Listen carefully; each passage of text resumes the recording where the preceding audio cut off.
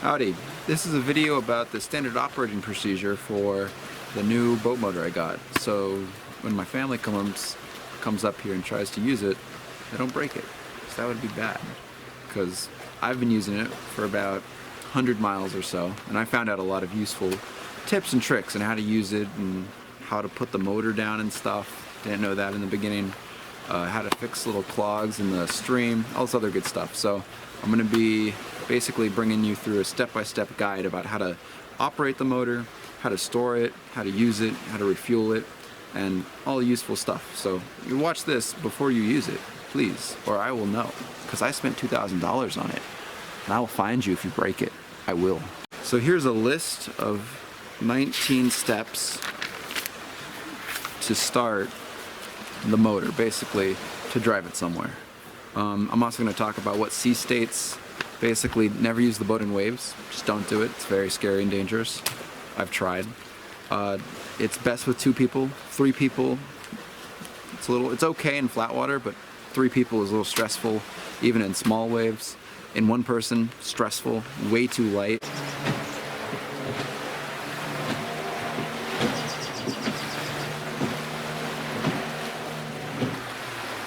The motor is totally overpowered for the boat. It's a 15 horsepower in this tiny 11-foot skiff, full aluminum.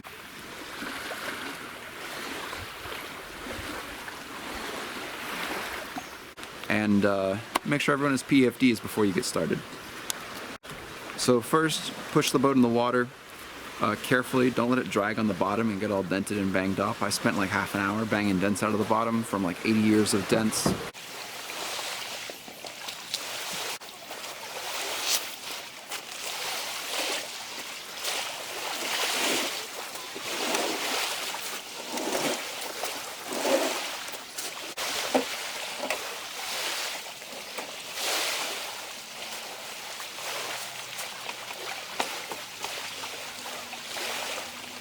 When tying the rowboat to the dock, always put it on the downwind side of the dock. Alright, next you want to row the boat out with the oars, because you can't use the motor in shallows because of the coolant system. It sucks water in and passes it through the engine through a series of small little tubes, easily cloggable, and then spits the water out with some of the engine heat. If you don't see that, turn the motor off right away, because it's going to melt itself. You need to see the coolant stream. I'll show you a picture of that. For the stream, there's the stream. Very important. But row the boat out with you or your passenger to pass the float or 50 meters offshore. That's usually when I put the motor down. So here I am. I've rowed out past the float, and now I'm going to get the engine started. Then put the motor down in the water, stow the oars, and next make sure your kill switch is connected to your life jacket and connected to the motor. That helps. I forgot that the first time. Now, when the motor's down in the water in the full down position, you want to grab the pull cord and pull it to start it, shocker. And it should start in the first 3 or 4 pulls. Sometimes it starts the first time. The choke's on the bottom left corner. You can pull that out for the first time, but as soon as it starts, push it back in. I don't even use the choke. It doesn't even need it half the time. And make sure the throttle is in the 0% position before you do this, and the boat is in neutral as well. I'll show you where the gear shift is and where the throttle is. The first thing I'm going to do is put the motor down, and that's with the switch right back here. You take this, flip it down, flip it up. If you want to pull it up, flip it down and put it down. This is the trick I didn't know in the beginning. You take the motor and you pull it towards you, and now that's clicked. And you hear click again. Now she's ready to go. This is your pull cord to start. This is the choke. Pull this out if it doesn't start without it. Put it back in as soon as it starts. This is your clutch. So right now it's in neutral in the middle.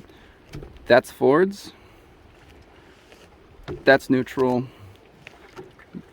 That's reverse. Oop. Don't ever go straight from reverse to forwards like I just did, because grind the gears. Whenever you're switching between, you want to go to neutral, then go to reverse. And whenever you're touching this needs to be at the 0 throttle level, which is right here, because this is the throttle. So you can go all the way up to 100. I'll show you over there. So next, you want to put the kill cord in. Check this is in neutral. So now that the boat's in neutral and the motor's on, you want to let the motor warm up for a few seconds. Look around, make sure you're not in the shallows or getting blown into shore or about to hit something. If not, pull a row out, start oaring real quick. But you can take the neutral lever, which is in neutral, and pull it towards you firmly, and that will put it in reverse. And the boat has reverse, neutral, and forwards. Make sure the motor's always in neutral if you're turning it on or turning it off. It's kind of like a car. Now to start the motor, you're going to take the pull cord, pull it to as far as it goes, and then look for the stream. There's the stream. Very important. And just let it sit for a second. And if that stream's not going, turn it off because it's cooking. If it's good, you can take this. Don't touch the throttle. Make sure it's in 0 before you turn it on, and push that in forwards. And now we're moving. So now that it's been warmed up, the stream is still going, very important. We can start to move the throttle up. Don't gun it. This is good. Now getting up on plane is pretty scary by yourself. You want to take it really slow and never gun the engine. And it's a little less scary with someone in the bow. Just slowly accelerate and you'll feel the boat get up on plane. It's not a simple process and it's not easy to do. It's taken me a lot of practice to manage the boat confidently as you go from putting along up to plane. Make sure you're pointing out into the lake as well, because it takes a couple 100 yards to get going. And once you're up on plane, don't turn very hard. You got to turn very lightly, because if you turn too hard, you could throw everyone out of the boat. And hold on to the motor. It pulls to the right a little bit because of the torque on the water from the prop, and you don't want, so it constantly is, so if you let go of the motor while it was in full throttle, it would fly to the side and totally flip the boat, or damage the transom, or throw you out, or damage the boat. Not good. So you need to keep your hands on the motor at all times and on the throttle, and practice throttling up and throttling down, because you don't want to go to throttle down and accidentally throttle up, because, you know. Now you're going to want to slowly turn the throttle up and lean forwards. The waves are a little large today, no, but they're a little bit, and I don't have enough weight in the bow, so we're going to take her real slow. But she gets real squirrely at high speeds, and when the bow comes down, you're on plane. So here I am on plane. Probably only going 15, but the waves are a little squirrely and I don't got the weight in the bow, so I'm probably at 75% throttle. So do not turn the throttle up all the way. And then when you get to wherever you're going along the coast, or if you want to go fishing, slowly throttle down. The wave in the back will come up and meet this transom and you'll come off plane, and then throttle down to 0. Once you're about 50 meters from the shoreline, I usually make sure the engine's in 0 throttle, and then I move it from forwards and I put it in neutral. I let it sit for a couple seconds and just cool off if it got warm, and then I pull the kill cord to turn the engine off. So, and then after that, and when you've gotten where you want to go, you turn the throttle down all the way, let it sit. We're going to put it in neutral. And then we're going to take this. Now you turn it off. It's that easy. When the motor's off and you want to pull it up, take the tab, put it in the up position. It's a little hard, so you got to lean back, but pull the back.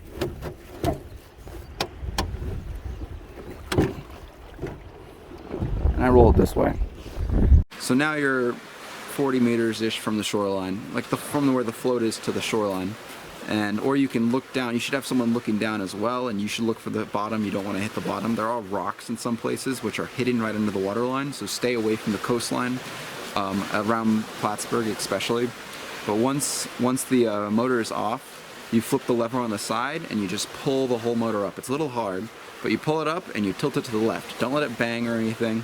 And now the motor's up, you can just pop the oars in and row into the shore.